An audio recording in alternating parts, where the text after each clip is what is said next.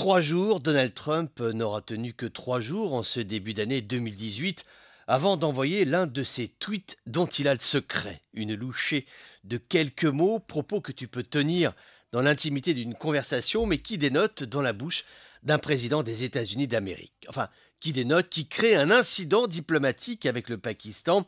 Les relations entre Islamabad et Washington sont tendues.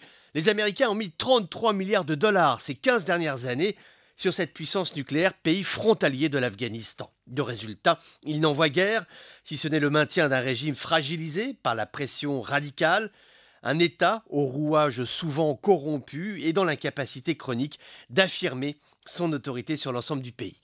Côté pakistanais, il y a l'exaspération de l'opinion publique et celle des décideurs qui n'apprécient pas les leçons de bonne conduite de l'Amérique. Fais ceci, fais cela, sinon j'arrête de payer. Maintenant, Donald Trump peut-il passer à l'acte, c'est-à-dire couper les cordons de la bourse? On le disait, le Pakistan est une puissance nucléaire.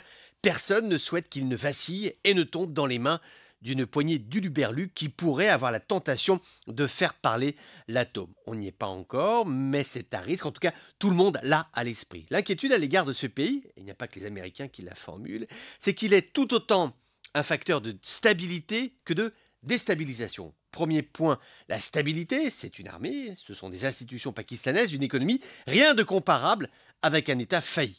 A contrario, le Pakistan, ce sont aussi des zones tribales où opèrent des subsides d'Al-Qaïda, des soutiens logistiques aux talibans afghans. C'est là où Daesh recrute également pour monter en gamme, ce qui fait beaucoup. Alors quand Washington fait un effort en Afghanistan pour entretenir une base militaire, aide Kaboul, travaille à la sécurité du pays, et au même moment, de l'autre côté de la frontière pakistanaise, tu as des foyers radicaux qui pullulent et qui s'organisent, et à un moment donné, on peut comprendre l'exaspération américaine. Bon, cette exaspération, à toi de juger si elle est légitime ou pas, mais en tout cas, tu vois, on peut l'expliquer. Ce qui ne s'explique toujours pas, en revanche, ce sont les méthodes du président Donald Trump. S'il pouvait faire un peu moins de tweets et un peu plus de politique, la planète s'en porterait mieux.